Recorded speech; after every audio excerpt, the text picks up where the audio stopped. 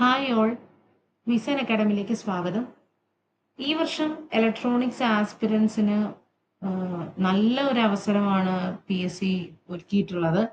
3 exams ആണ് നമുക്ക് ഈ വർഷമുള്ളത്. Polytechnic lecturer, PWD assistant engineer, PWD engineering assistant. സാധാരണ PSC എക്സാം ഷെഡ്യൂൾ ചെയ്യുമ്പോൾ ഇപ്പോൾ നോട്ടിഫിക്കേഷൻ വന്നതിന് ശേഷം നമുക്ക് അത്യാവശ്യം പ്രിപ്പയർ ചെയ്യാനുള്ള ഒരു ടൈം ഗ്യാപ്പ് കിട്ടാറുണ്ട്.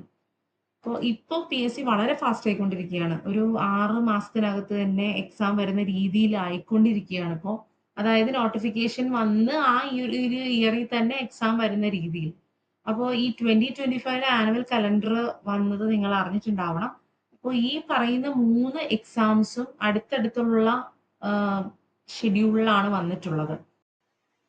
ഈ 3 പരീക്ഷകൾക്ക് നമുക്ക് എങ്ങനെ ഒന്നിച്ച് പ്രിപ്പയർ ചെയ്യാം എന്നുള്ളതിന്റെ ഒരു പ്ലാൻ ആയിട്ടാണ് വന്നിരിക്കുന്നത്. അപ്പൊ ഇത് നിങ്ങൾക്ക് കാണുമ്പോൾ ഒരു ഐഡിയ ഉണ്ടാവും. സിലബസ് എങ്ങനെയാണ്, അതിൽ കോമൺ സബ്ജക്ട്സ് ഏതൊക്കെയാണ്, കോമൺ അല്ലാത്ത ഏതൊക്കെയാണ്, എങ്ങനെ നമ്മളിത് പ്രിപ്പയർ ചെയ്യണം, എങ്ങനെ പ്ലാൻ ചെയ്ത് ഡെയിലി ചാർട്ട് ചെയ്ത് എങ്ങനെ പഠിക്കാം എന്നുള്ളതിനെ കുറിച്ചൊരു ഐഡിയ ഉണ്ടാക്കാൻ വേണ്ടിയിട്ടാണ് വന്നിരിക്കുന്നത്. അതുപോലെ തന്നെ പ്രീവിയസ് എക്സാംസിന്റെ ഡീറ്റെയിൽസും ഇത്തവണത്തെ വേക്കൻസി അങ്ങനെയുള്ള കാര്യങ്ങളൊക്കെ ഞാൻ ഇതിനകത്ത് ഡിസ്കസ് ചെയ്യുന്നുണ്ട്. നോട്ടിഫിക്കേഷൻ ഡീറ്റെയിൽസ് നോക്കാം. അസിസ്റ്റന്റ് എഞ്ചിനീയർ PWD ഡിപ്പാർട്ട്മെന്റിലേക്കാണ് ഇത് വിളിച്ചിട്ടുള്ളത്. ഇത് 2024 മെയ്യിൽ വിളിച്ചതാണ്. ഓക്കെ, അപ്പം ജൂണിൽ തന്നെ ഇതിന്റെ ആപ്ലിക്കേഷൻ അയക്കേണ്ട ഡേറ്റും കഴിഞ്ഞിട്ടുണ്ട്. ഇതിന്റെ സ്കെയിൽ ഓഫ് പേ എന്ന് പറയുന്നത് 55,200 ടു 1,15,300 ആണ്. ഓക്കെ, 2 വേക്കൻസിയാണ് നിലവിലുള്ളത്. ദെൻ ഇതിന്റെ ഏജ് ലിമിറ്റ് വരുന്നത് 19 to 40 ആണ്.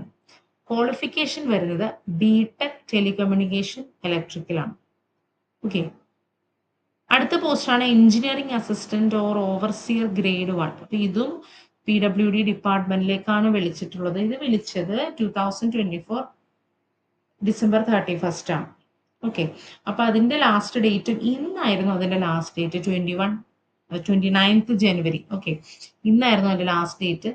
സാലറി സ്കെയിൽ വരുന്നത് 37,400 ടു 79,000 ആണ്. ആന്റിസിപ്പേറ്റഡ് വേക്കൻസി ആണ് പറഞ്ഞിട്ടുള്ളത്. 19 മുതൽ 36 വരെ ഏജ് ഉള്ളവർക്ക് ഇതിന് അപേക്ഷിക്കാം. റിലാക്സേഷൻ ഉണ്ട് കേട്ടോ.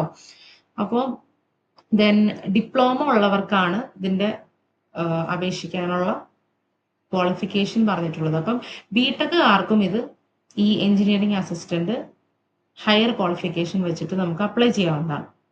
Then polytechnic lecturer technical education ഡിപ്പാർട്ട്മെന്റിലാണ്. സെയിം ഡേറ്റ് ഓഫ് നോട്ടിഫിക്കേഷനും ലാസ്റ്റ് ഡേറ്റ് ഓഫ് അപ്ലൈയും സെയിം ആണ് ഈ 2 കാറ്റഗറിക്കും. ഓക്കെ, ഇന്ന് അതിന്റെ ആപ്ലിക്കേഷൻ അയക്കുന്ന ആ ഒരു ടൈം പീരീഡ് കഴിഞ്ഞു. ദെൻ സാലറി വരുന്നത് AICTE സ്കെയിലാണ്. ആന്റിസിപ്പേറ്റഡ് വേക്കൻസി ആണ് പറഞ്ഞിട്ടുള്ളത്. ഏജ് 20 മുതൽ 39 വരെയാണ് ഏജ് ലിമിറ്റ് പറഞ്ഞിട്ടുള്ളത്. ഇവിടെ BTech electronics, applied electronics, electronics and communication, അപ്പം ഇതുള്ളവർക്ക് അപ്ലൈ ചെയ്യാം. ബിടെക് BE-കാർക്ക് ഇത് അപ്ലൈ ചെയ്യാം. ഓക്കെ, അപ്പൊ ഇതിന്റെ ഒരു സെലക്ഷൻ പ്രോസസ് എന്താണെന്ന് നമുക്ക് നോക്കാം. അപ്പൊ ഇത് ഞാൻ നേരത്തെ പറഞ്ഞു, ആനുവൽ കലണ്ടർ 2025 ആനുവൽ കലണ്ടർ വന്നപ്പോൾ അതിന്റെ എക്സ്പെക്റ്റഡ് ഷെഡ്യൂൾ തന്നിട്ടുണ്ട്. PWD അസിസ്റ്റന്റ് എഞ്ചിനീയർ ആണെങ്കിൽ ജൂലൈ സെപ്റ്റംബർ സ്ലോട്ടിലാണ്. ദെൻ PWD എഞ്ചിനീയറിംഗ് അസിസ്റ്റന്റ് ആണെങ്കിൽ സെപ്റ്റംബർ നവംബർ സ്ലോട്ടിലും, അതുപോലെ തന്നെ പോളിടെക്നിക് ലെക്ചർ ആണെങ്കിൽ ഓഗസ്റ്റ് ഒക്ടോബർ സ്ലോട്ടിലാണ്. അപ്പൊ നമുക്ക് നോക്കുകയാണെങ്കിൽ ഇതിൽ തന്നെ മനസ്സിലാവാൻ തൊട്ടടുത്തടുത്തുള്ള സ്ലോട്ട്സിലാണ് ഈ 3 എക്സാംസും വന്നിട്ടുള്ളത്. സാധാരണ ഉള്ള പോലെ തന്നെ 100 മാർക്കിന്റെ 1.5 മണിക്കൂറിന്റെ OMR എക്സാമും. ഇനി അത് കൂടാതെ ഈ 3 പോസ്റ്റും ഹയർ ക്വാളിഫൈഡ് ആയിട്ടുള്ള ഒരു പോസ്റ്റുകളാണ് അല്ലേ. അപ്പം ഈ 3-ന് ഇന്റർവ്യൂ ഉണ്ട്. 20 മാർക്സിന്റെ ഇന്റർവ്യൂ ആണ് ഉള്ളത്. അപ്പം 10 മിനിറ്റ് മാക്സിമം, എന്നാലും അത് ഡിപ്പെൻഡഡ് ആണ്, പാനലിനെ ഡിപ്പെൻഡ് ചെയ്തിരിക്കും നമ്മൾ എത്ര മിനിറ്റ് നമ്മളെ ഇന്റർവ്യൂ ചെയ്യുന്നുള്ളത്. ഓക്കെ, ദെൻ അക്കാഡമിക് ഗ്രേഡ് എന്ന് പറഞ്ഞിട്ടൊരു സ്കോറിംഗ് സെക്ഷൻ ഉണ്ട്. അത് പോളിടെക്നിക് ലെക്ചററിനാണുള്ളത്. അതിന് ബിടെക്കിന് 30 മാർക്സ് എന്നുള്ള രീതിയിൽ. ഓക്കെ, ദെൻ വെയിറ്റേജ് എന്തെങ്കിലും ഉണ്ടെങ്കിൽ അപ്ലൈ ചെയ്യാൻ, അതും പോളിടെക്നിക് ലെക്ചററിന് മാത്രമേ ഉള്ളൂ. അതായത് തന്നിട്ടുള്ളതിൽ നോൺ ക്വാളിഫയിങ് ആയിട്ടുള്ള ഏതെങ്കിലും ഡിഗ്രീസ് ഉണ്ടെങ്കിൽ, പറഞ്ഞ ക്വാളിഫിക്കേഷൻ അല്ലാണ്ടുള്ള ഡിഗ്രീസ് ഉണ്ടെങ്കിൽ, എംഫിൽ, PhD, അങ്ങനെ പോസ്റ്റ് ഡോക്ടറൽ ഫെലോഷിപ്പ് ഇതൊക്കെ ഉണ്ടെങ്കിൽ അതിൻ്റെതായിട്ടുള്ള മാർക്സ്, അതിന് കറസ്പോണ്ടിങ് ആയിട്ടുള്ള മാർക്സ് ഉണ്ടാവും. ഇപ്പൊ എംഫിൽ ആണെങ്കിൽ 2 മാർക്സ് ഉണ്ട്, PhD 4 മാർക്സ്, എംഫിലും PhDയും ഉണ്ടെങ്കിൽ 5 marks, then post doctoral fellowship ആണെങ്കിൽ 2 മാർക്സ്. അപ്പൊ ഇങ്ങനെ ലെക്ചറർ പോളിക്ക് ഇതുപോലെ ഒരു വെയിറ്റേജ് കാറ്റഗറി ഉണ്ട്. ഓക്കെ, ഇനി പ്രീവിയസ് എക്സാം ഡീറ്റെയിൽസ് എടുക്കുകയാണെങ്കിൽ, ഓക്കെ, ഒരു PWD അസിസ്റ്റന്റ് എഞ്ചിനീയർ ആണെന്നുണ്ടെങ്കിൽ ലാസ്റ്റ് കട്ട് ഓഫ് എന്ന് പറയുന്നത് 38.67 ആയിരുന്നു. മാക്സിമം മേടിച്ച ആളുടെ മാർക്ക് എന്ന് പറയുന്നത് 55.33 ആയിരുന്നു. അതേപോലെ 9 അഡ്വൈസ് ആണ് അതിൽ പോയിട്ടുള്ളത്. ഓക്കെ, ദെൻ എഞ്ചിനീയറിംഗ് അസിസ്റ്റന്റ് എടുക്കുകയാണെങ്കിൽ 62.67 ആയിരുന്നു cut off. Okay, 70 mark, 70.67 mark മേടിച്ചവർ മാക്സിമം മാർക്സ് അതായിരുന്നു. 13 അഡ്വൈസ് ആണ് അതിൽ പോയിട്ടുള്ളത്. പോളിടെക്നിക് ലെക്ചറിനാണെങ്കിൽ 46.67 ആണ് കട്ട് ഓഫ് വന്നിരിക്കുന്നത്. 67.33 മാക്സിമം മാർക്സ് ആണ് സ്കോർ ചെയ്തിട്ടുള്ളത്. അതേപോലെ 95 അഡ്വൈസസ് ആണ് ഇപ്പൊ നിലവിൽ പോയിട്ടുള്ളത്. ഓക്കെ, അപ്പം ഇത് വെച്ചിട്ട് നമുക്ക് മനസ്സിലാക്കാം നമുക്ക് എത്ര ഹാർഡ് വർക്ക് ചെയ്തിട്ടാണ് നമുക്ക് ഈ ഒരു സ്കോറിലേക്ക് എത്തിക്കാൻ പറ്റുക എന്നുള്ളത്. നമുക്ക് ഇതിൽ നിന്ന് തന്നെ നമുക്കൊരു ഐഡിയ നമുക്ക് വരും. നമ്മൾ എത്രത്തോളം പ്രിപ്പയർ ചെയ്യണം, ഇതിനെ എത്ര മാക്സിമം പ്രിപ്പയർ ചെയ്താണ് അത്രയും നല്ല സ്കോർ നമുക്ക് മേടിക്കാൻ കഴിയുക എന്നുള്ളത്. ഓക്കെ, ദെൻ ഇതിന്റെ സിലബസ് നമുക്കൊരു കമ്പാരിസൺ നടത്തുകയാണെങ്കിൽ മൂന്നിലും കോമൺ അല്ലാത്ത ഏതൊക്കെയാണെന്ന് ചോദിച്ചാൽ, PWD അസിസ്റ്റന്റ് എഞ്ചിനീയർ വരുമ്പോൾ നമുക്ക് electro magnetic field theory, okay, electro magnetic field theory എന്ന് പറയുന്ന ഒരു സബ്ജക്റ്റ് ഉണ്ട്, അത് നമ്മൾ പഠിക്കണം, EMT. Okay, then electrical machines, power system, control system. ഇത് 4 നമ്മൾ കോമൺ അല്ലാത്തതുകൊണ്ട് എക്സ്ട്രാ നമ്മൾ പ്രിപ്പയർ ചെയ്യണം. അതേപോലെ PWD എഞ്ചിനീയറിംഗ് അസിസ്റ്റന്റ് ആണെങ്കിൽ ഓഡിയോ സിസ്റ്റം, ഓക്കെ, ഓഡിയോ സിസ്റ്റവും ഒപ്റ്റിക്കൽ കമ്മ്യൂണിക്കേഷനും നമ്മൾ പഠിക്കേണ്ടിയിരിക്കുന്നത്. ഒപ്റ്റിക്കൽ കമ്മ്യൂണിക്കേഷന്റെ ഒരു ചെറിയ പോർഷൻ ആട്ടോ. കോമൺ ആയിട്ട് ഒപ്റ്റോ ഇലക്ട്രോണിക് ഡിവൈസസിനെ കുറിച്ച് നമുക്ക് ഓൾറെഡി ഈ മൂന്നിനും കോമൺ ആയിട്ട് പഠിക്കാനുണ്ട്. പക്ഷെ അതിന്റെ കുറച്ച് ഭാഗങ്ങൾ, എക്സ്ട്രാ കുറച്ച് ഭാഗങ്ങൾ ഈ PWD എഞ്ചിനീയറിംഗ് അസിസ്റ്റന്റ് നമ്മൾ പഠിക്കണം. ദെൻ പോളിടെക്നിക് ലെക്ചറിൽ നോക്കുകയാണെങ്കിൽ technical maths, basic civil engineering, basic mechanical engineering, micro processor and micro controllers, signals and system, DSP, digital signal processing, okay, microwave engineering. ഇപ്പൊ ഇത്രയും ടോപ്പിക്സ് നമ്മൾ പോളിടെക്നിക് ലെക്ചററിന് അധികമായിട്ട് നമുക്ക് പഠിക്കണം. ഓക്കെ, അപ്പൊ ഇതെല്ലാം നമുക്ക് നല്ല രീതിയിൽ പ്രിപ്പയർ ചെയ്യേണ്ടതും നല്ല രീതിയിൽ സ്കോർ ചെയ്യേണ്ടതുമായിട്ടുള്ള ടോപ്പിക്കുകൾ തന്നെയാണ്. ഓക്കെ, ഇനി നമുക്ക് കോമൺ ഏതൊക്കെയാണ് വരുന്നതെന്ന് നോക്കാം. അപ്പൊ കോമൺ എടുക്കുകയാണെങ്കിൽ, ഓക്കെ, ഞാൻ സബ്ജക്റ്റ് വൈസ് പറയാം.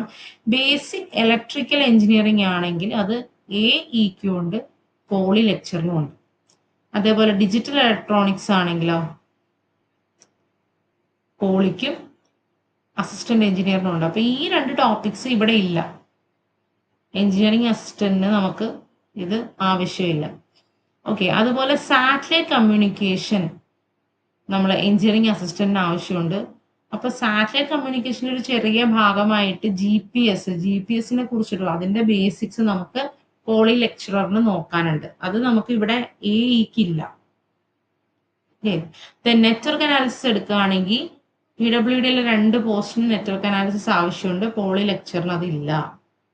ദെൻ പവർ ഇലക്ട്രോണിക്സ് നോക്കുകയാണെങ്കിൽ PWD അസിസ്റ്റന്റ് എഞ്ചിനീയറിനും പോളിടെക്നിക്കിനും അത് ആവശ്യമുണ്ട്, എഞ്ചിനീയറിംഗ് അസിസ്റ്റന്റിന് ആവശ്യമില്ല. അപ്പം ഏതെങ്കിലും 2 പോസ്റ്റിന് കോമൺ ആയിട്ട് വരുന്ന ടോപ്പിക്സ് ആണ് ഇതിനകത്ത് കൊടുത്തിട്ടുള്ളത്.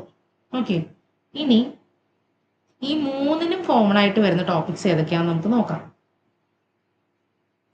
Basic electronics engineering, electronic devices and circuit. അപ്പം ഇലക്ട്രോണിക് ഡിവൈസസ് ആൻഡ് സർക്യൂട്ട് എന്ന് പറയുമ്പോൾ PN ഡയോഡ് തൊട്ട് മൾട്ടി വൈബ്രേറ്റേഴ്സ് വരെ ഉണ്ട്.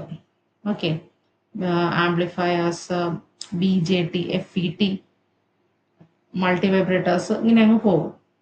Then linear integrated and wave shaping circuits എന്ന് പറയുമ്പോൾ ഓപ്പാം, അതേപോലെ ക്ലിപ്പർ, ഗ്ലാമ്പർ, അങ്ങനെ പല ഇൻറ്റഗ്രേറ്റഡ് ഡിഫറൻഷിയേറ്റർ, അങ്ങനെ ഉള്ള ടോപ്പിക്സ് എല്ലാം ഇതിൽ കവർ ആവും. Then analogue and digital communication, അപ്പം അത് വരുമ്പോഴേക്കും AM, FM, PM, അതേപോലെ ഡിജിറ്റലിലോട്ട് വരുമ്പം പൾസ് മോഡുലേഷൻ എന്നുള്ള ടോപ്പിക്സ് ഒക്കെ ഇതിൽ കവർ ആവും.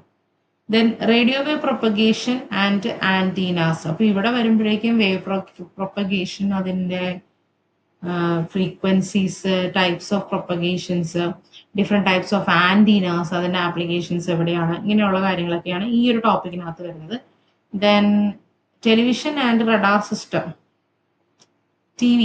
ടി വി സിസ്റ്റത്തിൻ്റെ LED, LCD, അതുപോലെ കളർ ടെലിവിഷൻ, അതിൻ്റെയൊക്കെ ആപ്ലിക്കേഷൻസ്, ഇങ്ങനെയുള്ള കാര്യങ്ങളാണ് വരുന്നത്. ദെൻ മൊബൈൽ കമ്മ്യൂണിക്കേഷൻ, പിന്നെ വരുന്നത് ഒപ്റ്റോ ഇലക്ട്രോണിക് ഡിവൈസസ്, അപ്പോൾ LED, ലേസേഴ്സ്, അങ്ങനെയുള്ള കാര്യങ്ങൾ ഈ ഒരു ടോപ്പിക്കിൽ. അപ്പം ഞാൻ നേരത്തെ പറഞ്ഞിരുന്നു ഈ LED, ലേസർ, അതേപോലെ ഫോട്ടോ ഡിറ്റക്ടേഴ്സ്, ഇതെല്ലാമാണ് ഈ ഒരു ടോപ്പിക്കിൽ വരുന്നത്. അപ്പം അത് കൂടാതെ കുറച്ച് ഒപ്റ്റിക്കൽ ഫൈബേഴ്സും അതിൻ്റെ ലോസസ്, അങ്ങനെയുള്ള ടോപ്പിക്കുകൾ കവറപ്പ് ചെയ്യുന്നതാണ് ഞാൻ നേരത്തെ പറഞ്ഞ എഞ്ചിനീയറിംഗ് അസിസ്റ്റന്റിനകത്ത് ഒപ്റ്റിക്കൽ കമ്മ്യൂണിക്കേഷൻ കുറച്ചുണ്ടെന്ന് ഞാൻ പറഞ്ഞ കാര്യങ്ങൾ. ഓക്കെ, അപ്പോൾ ഇത്രയും കാര്യങ്ങളാണ് നമുക്ക് പഠിക്കാനുള്ളത്. ഇപ്പം വളരെ വാസ്റ്റ് ആയിട്ടുള്ളതാണ്, പക്ഷെ നമുക്ക് ശ്രമിച്ചാൽ നമുക്ക് വളരെ ഡീറ്റെയിൽ ആയിട്ട് പഠിക്കാനും അതേപോലെ ഒരുപാട് ക്വസ്റ്റ്യൻസ് പ്രാക്ടീസ് ചെയ്യാന്നുള്ളതാണ് ഏറ്റവും പ്രയർ ആയിട്ടുള്ള കാര്യങ്ങൾ. അപ്പം നമുക്ക് സ്റ്റഡി സ്ട്രാറ്റജി എന്നിവിടെ ഞാൻ പറയുന്നത്, ഇപ്പോൾ നമ്മൾ ഇപ്പോൾ കുറച്ച് നാൾ കൊണ്ട് ചിലപ്പോൾ എല്ലാവരും കണ്ടിന്യൂസ് ആയിട്ട് ഇങ്ങനെ പഠിച്ചുകൊണ്ടിരിക്കുന്നവരായിരിക്കാം, അല്ലെങ്കിൽ കുറെ പേര് പഠിക്കാതെ ഒന്നേന്ന് തുടങ്ങുന്നവരായിരിക്കാം. അപ്പം അത് നമുക്ക് വിഷയമല്ല. നമുക്ക് ഏതാണോ കൂടുതൽ പഠിക്കേണ്ട സബ്ജക്റ്റ് എന്ന് മനസ്സിലാക്കി അതിനെ പ്രയോറിറ്റൈസ് ചെയ്ത് അതിനെ സബ് ടോപ്പിക്സ് ആയിട്ട് ഡിവൈഡ് ചെയ്ത് നമ്മളൊരു പ്ലാൻ ആദ്യം ഉണ്ടാക്കുക. നമുക്ക് എത്ര ദിവസം നമുക്ക് എക്സാംസിന് വരുന്നുണ്ട്, അപ്പം ആ ദിവസങ്ങൾക്കനുസരിച്ച് നമുക്ക് എത്ര ടോപ്പിക്സ് കവർ ചെയ്യാനുണ്ട്, അത് എത്ര ദിവസങ്ങൾ എടുത്ത് തീരും എന്നുള്ളത് നമ്മൾ ഒന്ന് കാറ്റഗറൈസ് ചെയ്യാം. ഓക്കെ, അതിനുശേഷം നമ്മൾ പ്രിപ്പയർ ചെയ്യാൻ തുടങ്ങുമ്പോൾ നമ്മൾ അതിൻ്റെ ഒരു ഷോർട്ട് നോട്ട്സ് കൂടാതെ ഷോർട്ട് നോട്ട്സും അതേപോലെ ഡീറ്റെയിൽഡ് നോട്ട്സും നമ്മൾ പ്രിപ്പയർ ചെയ്യാം.